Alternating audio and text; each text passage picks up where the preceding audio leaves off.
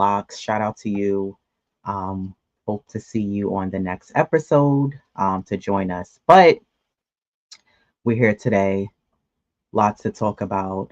Um, so yeah, let's get cracking on pretty much this next West Coast road trip, right? Um, the Knicks wrapped up the West Coast road trip. What was it? Two, three, two, three. Yeah. So they played the Warriors last night. This was the second matchup that they played against the Warriors, and I thought the game was it was an okay game. I didn't think it was the best performance by the Knicks. I thought even though the Knicks didn't get blown out, I thought it was an okay performance. But the Knicks ultimately they fell short against Golden State, right? They lost 94 to 97. The Knicks are now 42 and 24. They're still sitting in third, but they're not in a comfortable margin in third. So something to talk about as well. But yeah, the Knicks just weren't unable to come away with the win. I feel like maybe you could say three guys showed up, and Carl Anthony Towns, Deuce McBride, and OG Anunoby. But just to me, I just thought it was a flat performance by the Knicks. I didn't think that it was their a good game. Like when you look at the last two games that they played and that they won, I thought it was a stronger performance than last night. It just wasn't a good win. Not to mention the Knicks got very little from the bench. Um, the bench mustered what, just 4 points.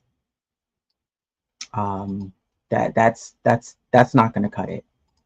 4 points from the bench altogether. They were 0 for 5 from the three. And then on top of that, you had Josh Hart, who had his worst offensive game this season. I believe the last time Josh Hart had a game like this was back in 2019 when he played for New Orleans. So Josh Hart went scoreless in 39 minutes. He was 0 for 7 shooting from the floor. And you know what? I thought Josh Hart had more turnovers than what the stats show. He only had 2 turnovers. But you know what? For me, it was the way he was handling the ball that was very frustrating to watch. And it's starting to get under my skin. I'm gonna be very honest. It's triggering me because it reminds me of Julius Randle. He used to do the same thing when he was here. That indecisiveness, that I'm going to the basket, but instead of trying to score, I wait, I jump, and when I'm in the air, I'm gonna kick the ball out, which is just silly because the ball 9 times out of 10 is gonna get stolen, or you're gonna force a turnover because you're throwing such a crazy pass. He had one pass where he drove to the basket. He went to throw it to Shamit. The ball was so high that even if Mitchell Robinson was standing there, he wouldn't have caught the ball. Josh just looked completely out of it. Listen, he's been playing a heck of a year this year with the season. He's found a home with the Knicks and has been playing well with the Knicks right from the start of when he got here. And players are allowed to have off nights. But one thing I will say is with Josh Hart, he's been a little sloppy lately with the ball handling. Not to mention, Diva Locks and I was on the phone watching a game. Josh has this thing where he drives to the basket. He looks at the player, the defender, as he's driving to the basket, like, yeah, I'm going to drive so you could foul me. Okay, you're anticipating the contact instead of focusing on scoring. I hate the way he drives to the basket. You can't anticipate the foul. Either the guy is going to foul you or not. And a lot of times when he drives, he makes them at times, yes. They're tough ones, yes. But Josh, a lot of times, is looking for the foul. right? And then my thing is you got to play through it no matter what. Like I'm sure when you do drills on the off season and practice, they have those padded cushions that workout trainers use to act as a point of contact, right? So that you're prepared for when you're taking those tough shots, you're driving to the lane. You have that, right?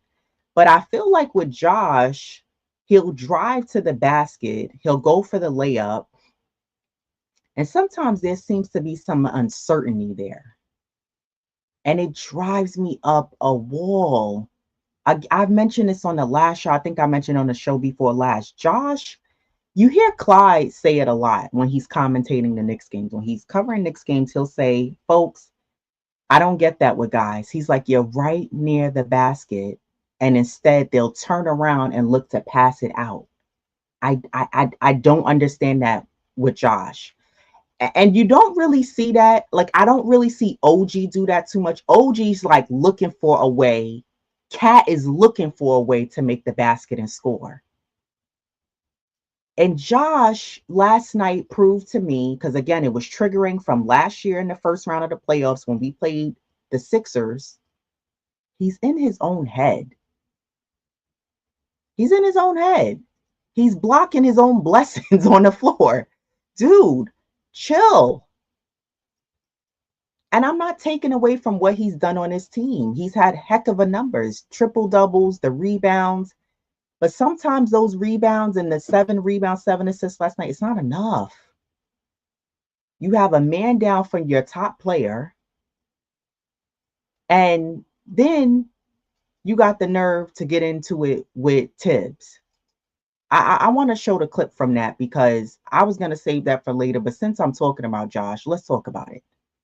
Because I didn't understand this. Let me show you guys what's going on here.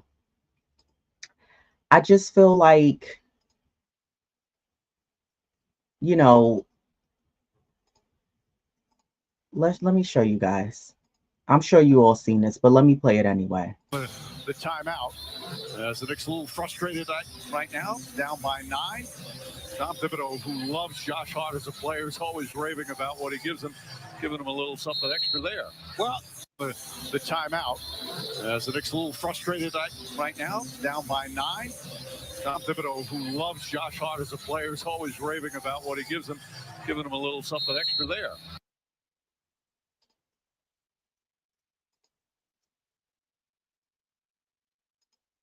You know why I'm a little annoyed by that clip?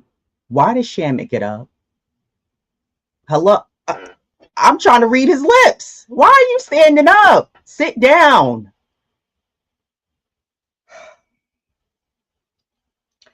Here's the thing with that. That to me is not, I don't look at that as this locker room drama. Please don't take that in the direction that I'm going. That stems from I'm frustrated as a player because nothing is going my way. Also, I want to preface by saying I'm sure Josh and Tibbs get into spats all the time. They have a love-hate relationship. Like, I know Josh enjoys playing for Tibbs. They have no beef, but I'm sure Josh could be a little frustrating to coach. He's one of those players where Tibbs is like, yo, what the F? You know, and then they kind of get into it. But that to me said Josh was frustrated because he was off, and he either wasn't feeling whatever Tibbs was calling or doing, or he complaining about something that was totally left field. And Tibbs was like, call the play. Call the play every time that I'm telling you to call. Honestly, looking at that game last night, the Knicks didn't look like they were really running plays. It looked like they were getting lucky because Deuce McBride was holding it down in the beginning of the game. OG Anunoby was being aggressive and holding it down in the beginning of the game. And then Cat came alive in that game and held it down for them and tried everything in his power to keep the Knicks in that game. The Knicks shot 9 for 24 from the 3. The Warriors made 13 threes on 41 attempts. The Warriors were off. They were off the first matchup that we played against them as well. The Knicks didn't get anything from the bench. And the 94 points that the Knicks scored It's tied for the fewest in a game this season. And this was the second time during a 5-game road trip that they scored under 100 points. Karl Anthony Towns showed up. Do I think that a lot of that was fueled from him wanting to beat the Warriors because he wanted to beat them because Draymond, and he wanted to beat them because they lost to them the first time?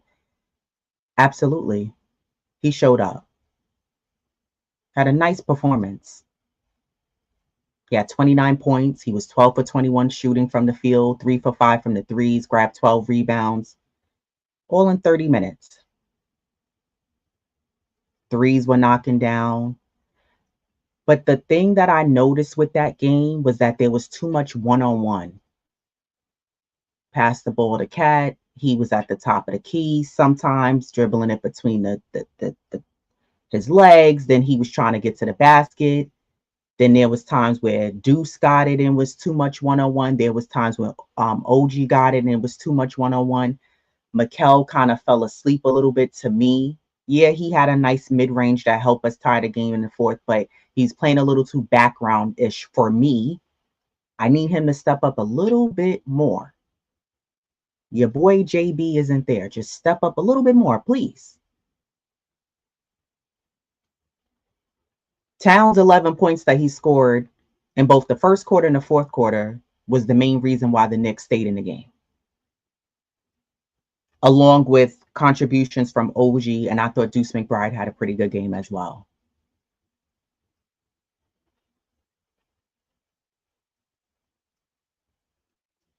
So the Knicks finished the road trip, the West Coast road trip, 2-3.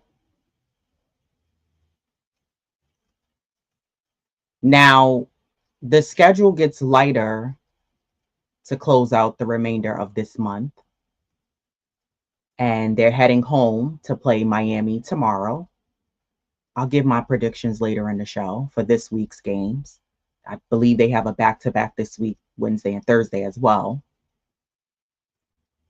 But I think that I said this on the last show, the Knicks not having Brunson is a good thing, because I think now the focal lens is on who's on the roster.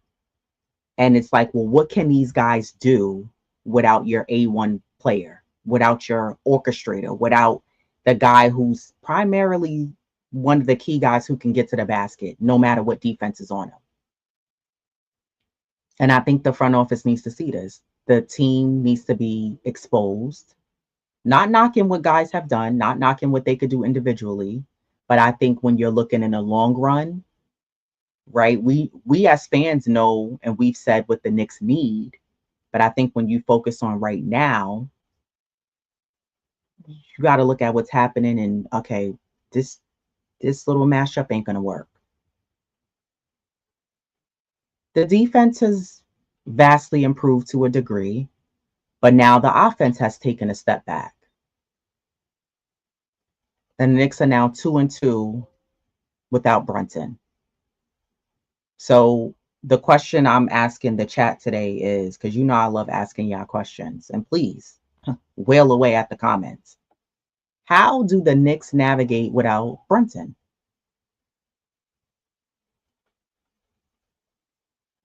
Because let's talk about it.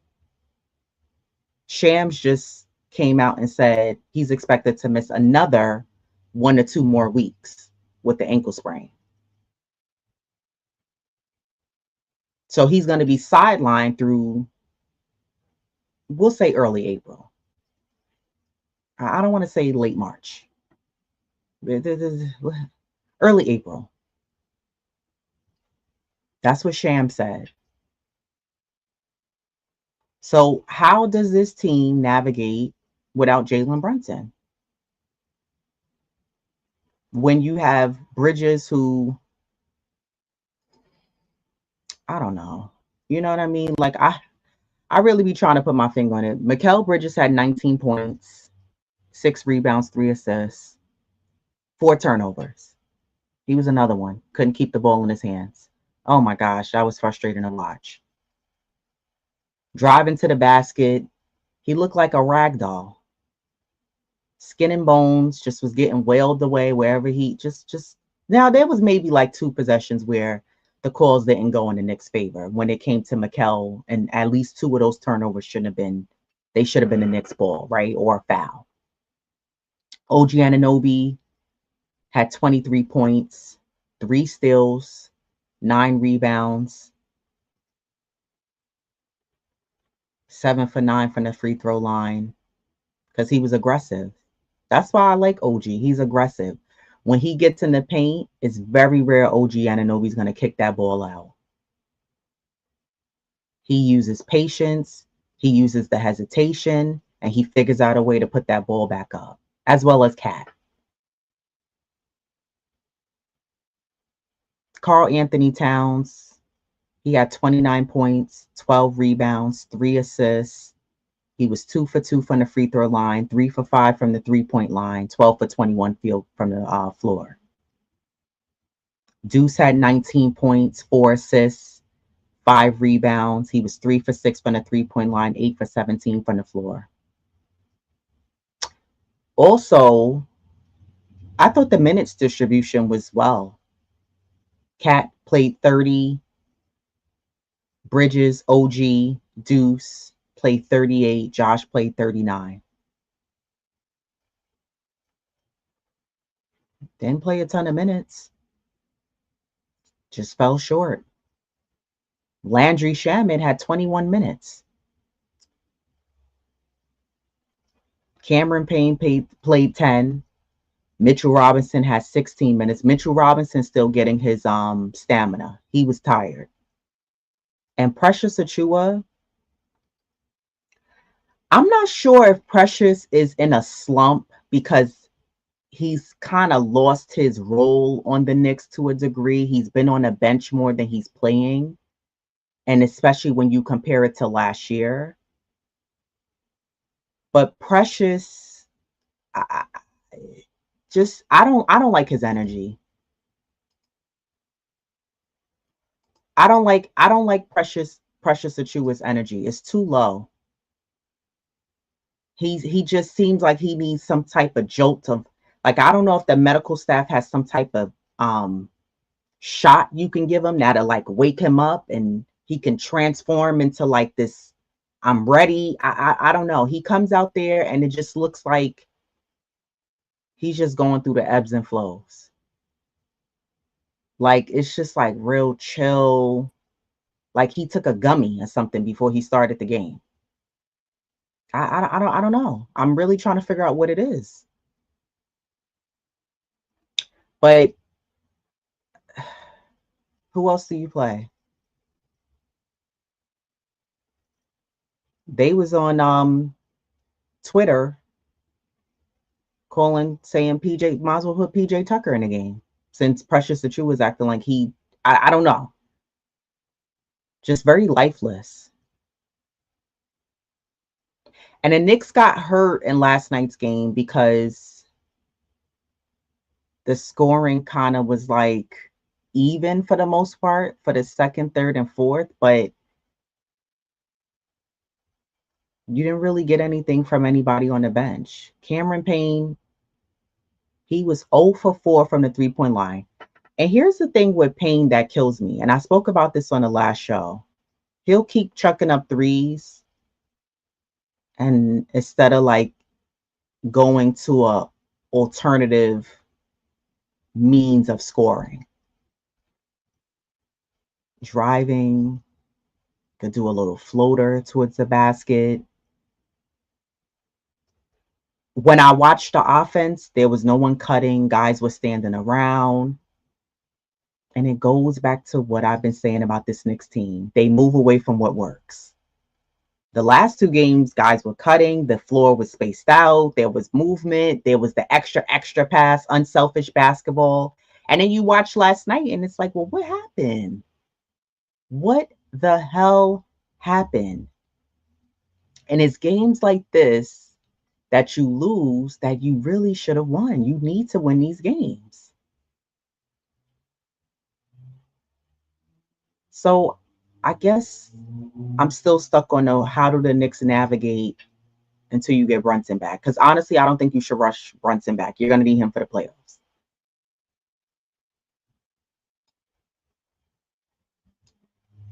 And then I believe the Knicks, now with the Warriors beating them, with that made them that 8th straight win now. 8th, 9th win. So, you know, I'm still trying to figure out what's this Knicks team identity. What's the identity of this team? I'm still waiting in the patience column. I get it. I have to be patient. I have to wait for this Knicks team to get to where they're going. But this team, when I watched them, especially like yesterday's game, I don't feel like this roster in particular this year is gritty enough. They're not as aggressive. When we had guys like Hartenstein and DiVincenzo, who was very knuck if you buck, if you start with one of my players, I'm stepping up and I'm going to pop out. We don't got that on this team.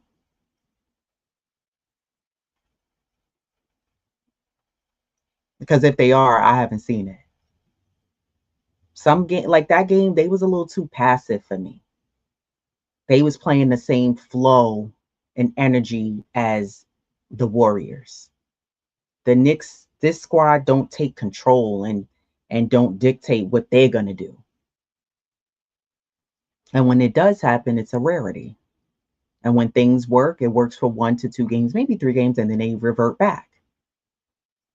But this team, like, I don't see that, like, when 50 said, I'll beat your head, boy. I don't see that on this team. I'm looking for it. Like, I thought this was New York tough basketball. It's a little too much softness for me.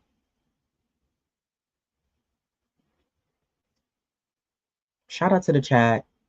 I hope everybody's well on this Sunday. Shout out to Paul Bonner. Said, do you think Precious regrets signing with us? I don't know. Because to be honest, nobody was really checking for him. Let's call a spade a spade. If teams were interested in signing with Precious, they would have signed him. I think he also thought that by staying with the Knicks,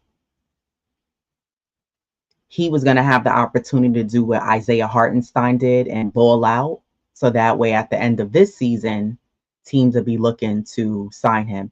Now, I will say Precious, for the most part, has had a pretty good season, right? But it seems like, okay, they got Mitch back, and then his role kind of diminished a bit, and his minutes have gone down. But I think at the same time, even if you are getting 10 minutes, you're losing the ball when you're getting it passed to you right under the basket. The energy levels, he has to get more involved. He has to seem more like he wanted. So I don't know. A Negro One salute said Precious is not happy with his role, in my opinion. Yeah, he don't look happy. He looked like he's just going out there just because, I'm not on a do not play list. I'm just gonna go out there and fulfill my role and kind of, when Tibbs call me, I'm gonna go out there and do what I can. But nah. Hit him up, NYNJ. Salute said we should have played Beauchamp or Pacone. Yeah, but that's not happening. Tibbs is not gonna play those guys, unfortunately. The Warriors didn't do anything that was great where the Knicks couldn't exactly. And they were off. This was like a repeat of the first time we played them. They were off until Curry started lighting it up. And then what makes it even more sour is the fact that Draymond, with all that mouth, that he got a mouth on him, and all that bitch assness that he portrays, and him having another grown man's name in his mouth, and then tried to kinda apologize, and then gave like a fake props to the Knicks at the end of the game. oh, without Brunson, they're a tough squad. And was purposely egging on Towns. See, Draymond has a habit of, he does this really well. He's a con artist. He gets himself entangled with another player purposely to almost like injure them. He purposely flops on players. He purposely intertwines his arms so that way he could yoke a guy and, injure them. It's part of his tactic. It's not physical play. There's a different motive behind what he does when he does what he does and why he does what he does. And I thought Towns answered out of frustration. I thought he did that really well. And he had every right to go storm. Towns had every right to go storming off the floor at the end of the game because he was disgusted that they lost. So, and then he's pulling out the night and just that's what I mean. The Knicks got to close out games like that. And it just, I don't know. The one-on-ones at the end of the game, it was too much. There was no ball movement. There was no cutting. It was very stagnant, the offense. And like I said, there was times where I was looking, maybe Tibbs was calling for a play.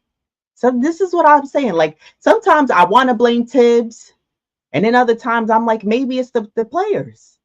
He probably is calling plays and telling them to run something, and they doing something different. I don't know. Because when I was watching the game, there was a couple of times down on offense that the Knicks didn't look like they was running jack diddly squat. Deuce was bringing up the ball. He had a couple of times where he was coming down just chucking up, especially when it was late in the game. You coming down and you just popping up a three. Why?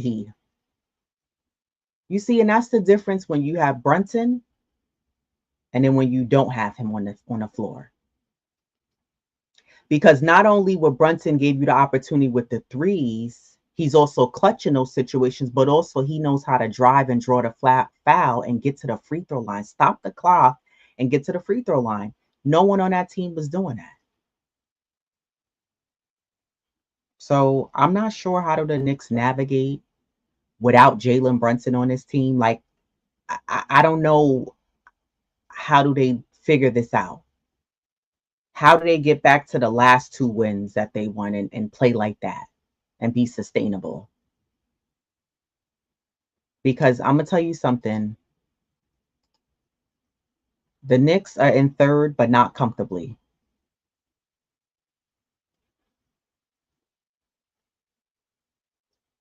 They're 42-24. Milwaukee's 38-28. Indiana, 37-29. And then you got Detroit at 37-31. But if the Knicks get too loosey-goosey and slip up, Milwaukee's coming for that third seed. So the Knicks, to me, can't afford to move to fourth. I would like and prefer for them to stay in third. But again, you're not in third comfortably anymore. You're 42 wins. Milwaukee's at 38 with 4 losses more than the Knicks. So it's imperative that the Knicks start winning some games.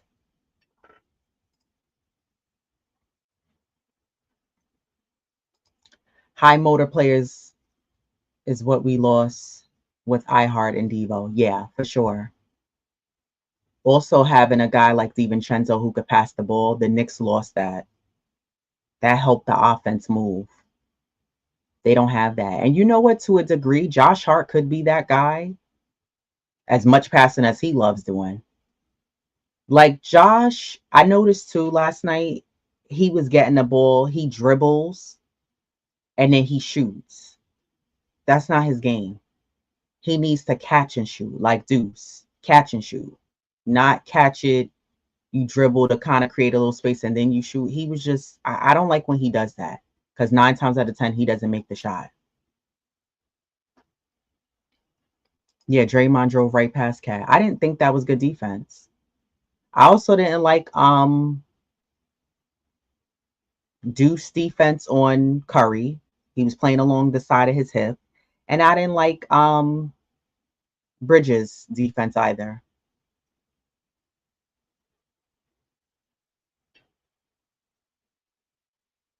So I don't know. I don't really know what's the move that the Knicks make. Like, how do you make the adjustments so that way the offense doesn't take a huge hit, a tank, and then the defense can step up. And then once you tweak both, how do the Knicks stay consistent? This is the problem. The consistency. And then missing key enforcers on his team. I think the Knicks are missing just tough players who could also. The Knicks have to, in the offseason, they have to sign players who can. We have the shooting guards. You got shooters here. But the Knicks don't have players who can, like, at will drive, get to the basket, take the contact, stop the clock, guys who can be another weapon and clutch. I'm not talking about when they get the ball past them and shoot a three. I'm talking about I got to get us back in this game and do something and not waste the clock and spend time passing the ball instead of taking the ball in their own hands. So they need players like that. Kareem Grant, salute, salute. Polo said, we were stuck on 39 points for a while. Yeah, because the offense was stagnant, going nowhere. Ball was maybe making 2 passes, and then all of a sudden the Knicks, or they was turning it over. The Knicks were losing the ball, just careless mistakes. We got to move Josh Hart to the bench for Deuce or Shamet, in my opinion. I don't know. I'm not going to discredit Josh for being off one night, but the thing with Deuce sometimes is that Deuce, like Mikal, he can be up and down as well. He can give you 19, 20 in a night, and then the next 2-3 games, he's off. He can be streaky.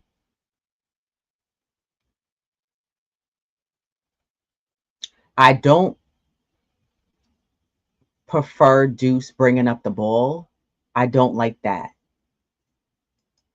So I don't know, but I agree, Paula. Tibbs is not gonna sit Josh and put him on the bench. Not with this roster makeup. I think we would have to have other players here for him to be comfortable doing that. So, yeah, no.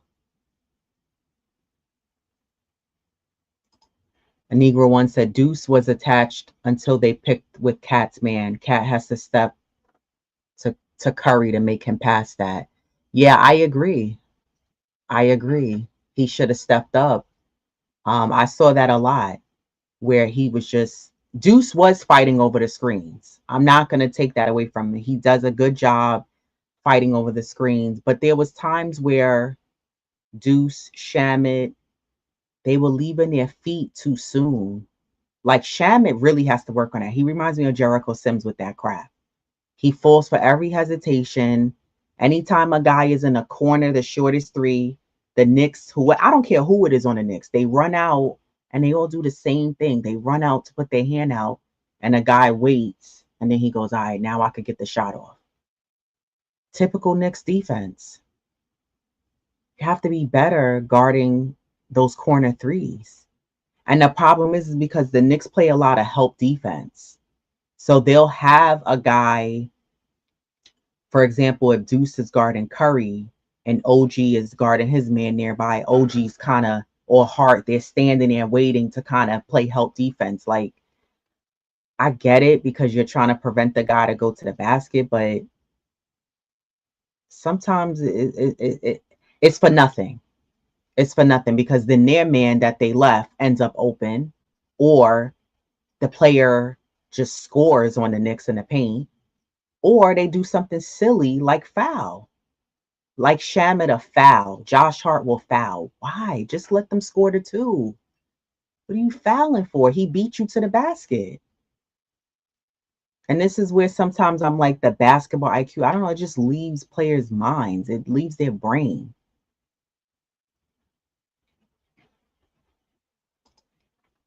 Tibbs needs to stop allowing Deuce to run point guard. He can't dribble or run an offense. I personally am not really. I don't want to say I hate it, but I'm not a huge fan of Deuce bringing up the ball and running the offense. I think Deuce is a lot more effective and an asset for this team when he's able to get the ball and catch and shoot. That's when, to me, Deuce is of value to this Knicks team.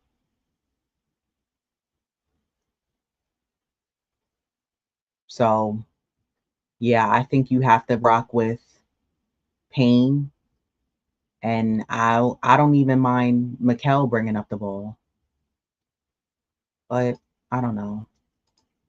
Kareem said Payne and Shamet gave evidence on why Tibbs played the starters so many minutes. Yeah. You know, I'm kind of 50-50 with that. And I'm going to say why. Part of it with Cameron Payne and Shamet, I feel like they get in their own ways, right? And I think that with the both of them, they have a tendency of they have to learn to go after and get theirs. Tibbs is not the kind of coach who can draw up plays for his shooters like that often enough. Where when you have a shooter and the guy is, moving without the ball, sometimes he's coming off a double curl or a double screen, or he's hesitating in the back, and then you could find him, kick him out the ball. Like Tibbs doesn't do that for guys that he has that are shooters. And I think to a degree, Shamet has realized that he has to be more aggressive and just when he gets the ball, shoot his shot and shoot the ball. And he's been doing that as of late. I like his effort defensively, Shamet. But I think that offensively, he can be of more value for this team and more clutch. And because I don't think that it's an issue that he's not getting the touches. Shamet is for sure getting the touches, just like Cameron Payne is getting the touches. He's bringing up the ball, right? But I think that they have to figure out a way to implement themselves more offensively for this team. And I'm waiting for them to do that. And I haven't seen Payne and Shamet really do that. Like I look at when Payne was in on Philly and like in the playoffs, he came and he chucking down threes. And we know he could do that. But I'm like, a case like last night, again, players are allowed to have a night off. They're gonna be off. But he has this tendency where it's a bad habit. He'll keep chucking up the threes. And I understand coaches will tell players to continue to keep shooting. But at some point, you have to say, as a player, okay, well, my threes ain't going down. Let me go in a little closer. Let me drive and get a fast break point, a quick little mid-range shot to see the ball go through, get the confidence back up, and then try another three. And Payne will just continue cannonballing because he has to bring it all the way around and then shoot the ball. So I don't know. I think Shamet too, he has to figure out a way to be more effective for this team offensively. He just hasn't been the bench hasn't really been a factor here. I already spoke about Precious. He's another one, been a non-factor the last couple of games. He seems to have fallen out the rotation. And if he keeps playing like this, the minutes are going to dwindle down even more. Keith Watkins said, greetings from the ATL. Salute, Keith. Cat was backing up and Curry had all the space he needed to shoot the ball. Yeah. I don't understand why would you give him that much space. Again, I thought for the most part Deuce did a good job, but he had a lot of moments where he was even allowing him too much space. And then Cat wasn't coming out to guard Curry when Deuce got caught on the screen. This is what I mean about this Knicks team defensively. Who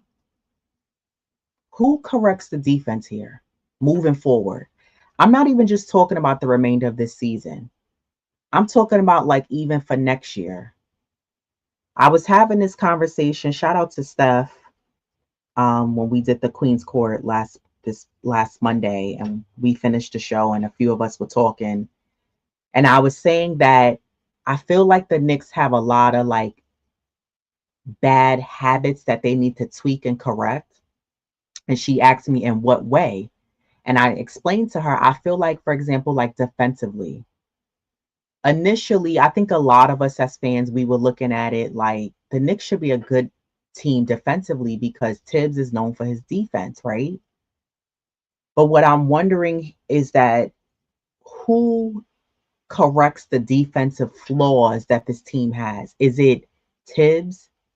Is it players? Is it assistant coaches? Do you need to bring someone here? Because I feel like for the past couple of seasons, and I'm gonna go back even as far as when the Knicks were trash, even before Tibbs got here. The Knicks weren't really, they've never really for a while been like good defensively. And I think the offense, the Knicks have found rhythm there, but I think defensively, they're very weak. Has it gotten better? Yeah. But I think that defensively, there's an issue that needs to be addressed there. And then there needs tweaking there. I think that, you know, again, same thing with the offense. Like, I think that's not a huge issue here. Like, you have guys that can score, but I think that when I say offense, I don't mean individually, like the players. I think to a degree, individually, players have to step up and do what they need to do respectively in their own right. But I think offensively, there's there's a lack of consistency, offensively and defensively. And I think that's something else this team has to work on being better at. Like, you can't have, and I'm not saying every game the Knicks should win by 10, 25, 20 points. Then that's not going to happen. I think it makes for exciting basketball when the games are close. The Knicks are a very exciting team to watch. But what I'm saying is that how do you buckle down to get to that next level, even if the Knicks, which I'm sure they will do in the offseason, bring the players and make the moves to bring the pieces here in place, and Tibbs will have even more to work with. How do this team buckle down to like be more consistent defensively and see that effort every night? Even if they lose, I would be more happy like, yo, it was a dog fight. It was a dog fight. They fought, right? Because we've seen this team overcome and be persistent and come back from 15, 20 and come back in the game. And same thing offensively. We've seen them find their rhythm and get back in games and guys step up, but it's not on a consistent basis with this team. And I think that that's like, how do you change that so that way you're playing better like your Bostons, your Clevelands, your OKCs? How do you get to that point where you're at that level? Because again, and I'm gonna say this again, you get the players, you get the right players in place, the team finds their identity, but how do you what needs to change? Because to me, I don't know if you can get those consistent changes under Tibbs. I like Tibbs to a degree, but I'm not sure if that is going to help you in the long run. I don't know if that, like, and I don't think it has nothing to, you know what? No, it does have something to do with Tibbs not winning a championship. But I think that, like, I always say it starts with leadership and it starts with the coach. So when you're in the off season and you're rewatching film and you looking at the guys that you have, and then you have assistant coaches, I just haven't seen a shift, a change. Have I seen changes and that this team has gotten better? Yes, Tibbs has done that with many teams. The front office has done a great job as well. So that collaboration has been there. There's no more chains from Dolan and that the Knicks can't do what they do. They don't stink anymore. And I'm wondering, as a part of the growth, when do we see that shift on this team where they become a lot more consistent defensively and they become more consistent offensively, where they both can intertwine together and then they become a more consistent team, a more aggressive team, better effort on a night in, night out basis. Because I think we all can, on both hands, count the number of games that the Knicks have lost that they should have won. And I go back to what I said. I think Brunson being injured to a degree is a good thing for this team, because you need to be able to look and see. If I'm the front office, I'm like, okay, let me see what these guys do without him there. And you got to still hold it down, even though he's not there. And not that this team is horrible. Even for the bench, there's a lot of good guys and the potential's there, but I'm still trying to, I think it just drives me nuts because I'm trying to figure out what's the missing links or links. Where's the disconnect that you're missing? I get it's certain players that we don't have. I get that. But like I just said, when you make changes, you get the guys in, okay, they're going to take time to have to gel. Because once you make changes on the offseason, the team as a whole take a couple of steps back. Okay, now they find their footing. You got, knock on wood, guys are all healthy. But sometimes I feel like the Knicks make the games harder for themselves. They do. And when I watched last night, like the defensive effort, and even to a degree on the offense, I was like, I'm not sure how this team is going to get past the second round. I don't feel confident that it's going to happen this year. Could I be wrong? Yeah. But we've had some struggles against teams that you should have won that game. And I'm not just talking about that game. I'm just saying, like, if you struggle to do it against OKC, you struggle to do it against Cleveland, who Cleveland's won 16 games in a row now. You struggle to do it against Boston. I don't know how can you lost to the Warriors twice. You lost to Chicago twice. You had an issue against Atlanta. You had your issues and woes against Detroit. Last year you had issues against Indiana. This year you've shown that you can beat them. But I said this to Diva Locks last night. I said, you still stand by the Knicks being able to take Cleveland? And I'm asking the chat this too. Cleveland's not the same team that we beat 2 years ago. Salute Just Knicks. A Negro says, stop the narrative that Deuce can't run the offense. He is off ball because he is a 3-point threat. I don't think it's that Deuce can't run the offense. That's just not his forte. And I get that guys have to play out of positioning, right? This has been the case with the Knicks since last year. Guys have to play out of their positions when you have injuries. But Deuce is better at catch and shoot. Off the ball, catching and shooting, popping his threes, shooting his twos, yes. Rondo, 1973, salute said, last night Hart and the bench played like crap. Yeah. That's one of the issues too. The Knicks bench is just awful. Like, sure, the last game they played well, but it's a rarity.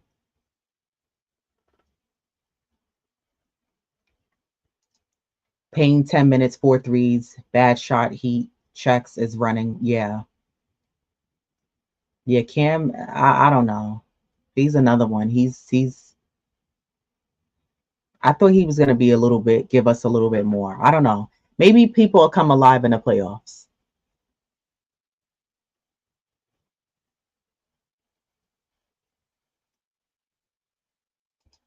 If Cam isn't going to play Kolek, Tibbs is not going to do that, unfortunately. Yeah, Shamit's defense was good. He just leaves his feet too soon for me, but I thought his defense was good. Precious doesn't deserve to play. I mean, the way he's playing, he don't look like he want to play. Kareem said, "I'm surprised Tucker didn't play." Yeah, they had him on the do not play list. Not sure why. I don't know. Is he there to be a cheerleader?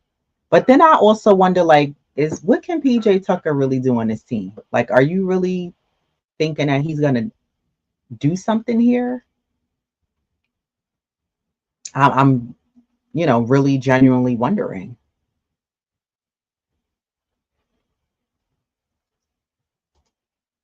Kolek will not play this year unless we have another injury. Too bad defense. Yeah, he has to work on his defense. His defense is not good. And he'll get better. He'll get better. He's gonna work on his game. I'm strongly confident he's gonna work on his game in the offseason as well. Kareem said, "I still strongly believe Towns need to play alongside a traditional center. We can't make it past in the playoffs this way." Yeah. So you want to see him playing both of them on the floor at the same time, is what you're saying.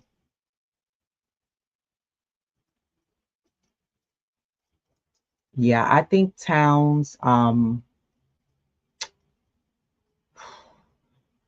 I think sometimes when you watch Towns play, I think most of us know that that's not his game, like around the rim, being super aggressive, grabbing rebounds and blocks like you would see Mitchell Robinson.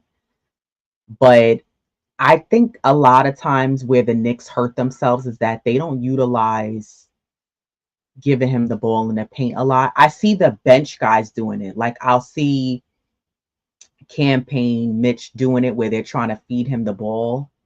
But even still, what I don't understand is I didn't see guys last night or the last game before that. I didn't even really see anybody trying to run a pick and roll. I haven't even really seen any looks going to Mitchell Robinson, any alley oops, any nothing. It's just the offense. I don't know. It just seems like they've taken 2, 3 steps back. You have to find your identity. You have to find how to play this game, even if Brunson's not there. Mitch is out of shape. He will likely start when he is ready. Yeah, Mitch is still out of shape. He was definitely gasping for air. He'll get there though.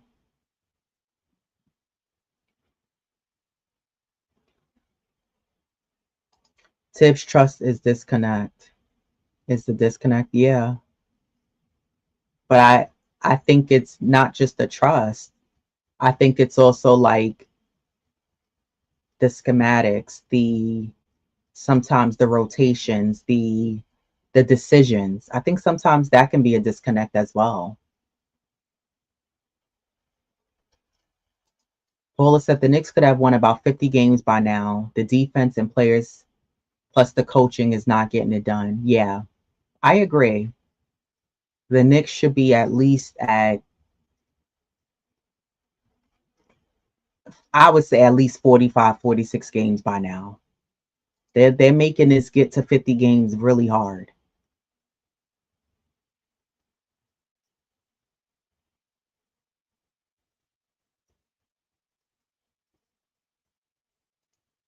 I don't see how we overcome Cleveland. They have a backcourt. We have Brunson. Yeah, I don't see it either. And the same thing for Boston. The Knicks just, I don't know. They like, it's like when you train somebody and then they forget everything once they're live. Like they're like, and you're like, what happened? Like we went over this. That's how I feel it is when the Knicks play Cleveland, Boston, OKC. It's like everything goes out the window. Walter Blackman salute said, "We're not beating the Cavs or the Celtics with no bench help." Yeah, it's not. This is not the Knicks' year this year. I'm still questioning the Knicks getting out the second round, to be honest. I'm gonna be honest with you guys. I'm not as confident because we don't have a strong backup to the bench. So now that puts all the pressure on the starters. Tucker's here for emotional support. They could have got a dog for that. Don't they have emotional support animals? I don't know. Yeah, they don't. I don't know. The Knicks didn't run any pick and rolls. I think they need to utilize that. If you're Cameron Payne, you've been in this league long enough, and you need to figure out how to orchestrate the offense, run it, right? Be more aggressive, call plays where you want it.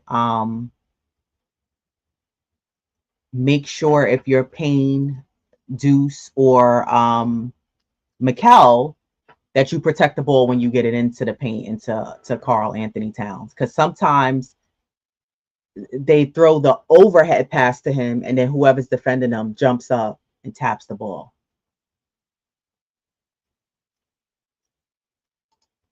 Shout out to Tony Crow from Knicks and Bruises, also a panel member on the Queen's Court. Salute, Tony. Hope all is well with you. Missed you on Monday. Hope to see you tomorrow. I'm sure it'll be an early show for us, being at the Knicks play at 7:30. And Negro said, we can exploit that backcourt. We have to find the mismatch. Yeah, it's possible. The potential is there for this Knicks team. I don't doubt it. The potential is there. They can make things happen, and they can beat teams. Every team in this league is beatable. But it's how do the Knicks exploit those teams and break down the defense and not allow a defense to dictate what the Knicks should do and make the Knicks rush their offense. It's how the Knicks stay poised. It's how the Knicks overcome the adversity and don't get themselves down by so much. Yo, Tibbs had to call so many timeouts in that first half because he was doing his best not to allow the lead to get up to 10. I said, damn, how many timeouts is he going to have to call? He had to keep calling timeouts. And then they wasted the challenge. They wanted to use it later on in the game. They couldn't even use the challenge. So, I don't know, friends. If you guys haven't already, hit the like button. Appreciate that. Subscribe to the channel if you haven't already. So here's my predictions for this week. The Knicks play tomorrow against Miami. They'll be at home. Then they're back on the road Wednesday and Thursday. They play San Antonio on Wednesday. Then they play Charlotte on Thursday. And then they play again on Saturday, back at home against Washington. So the next 4 games, I have the Knicks at actually, I'm gonna put them at 4-0. You should beat these teams. Like, let's stop playing here. I'm always preaching, holding up the standard and raising a bar for this Knicks team. I got them 4-0. You should beat Miami tomorrow. You should be able to beat the Spurs on Wednesday and Charlotte on Thursday. And I don't want to hear anything about it being a back-to-back. You've been playing this. You're at the last leg of the season. And then Washington, who's been stinking up the joint. I think Washington just beat somebody. Didn't they just beat the Nuggets? Yeah. Poole hit a crazy far 3-pointer the other night. Hence why you need to play defense till the clock goes out. 4-0, I got the Knicks for this week. You should be able to beat Charlotte, Washington. 2 easy wins right there. I don't even want to say easy because typically when the Knicks play a team like Charlotte and Washington, usually the games are really close, but you should be able to beat those 2 teams. Same thing, the Spurs, I feel like that'll be a challenging game for the Knicks, but you should be able to beat them, and maybe not because they don't have Wemby. And then Miami, you should be able to beat them as well. So this month, the games are not that bad. The week after that, they play Dallas, a team we struggled against. Maybe they can beat them without Luka and Kyrie there. Then they play the Clippers, Milwaukee, and then Portland again. 4-0. What's your predictions for this week?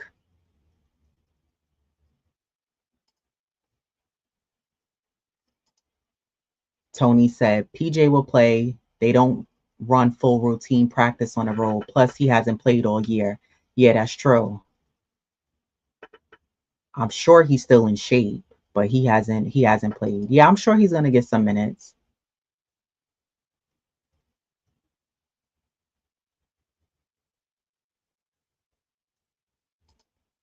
Paul Ivana said they need to come out aggressive, take it to these teams, don't let up. Yeah, I'm looking for the Knicks to be aggressive, have a strong start, have a strong third quarter, um, and get back to that ball movement.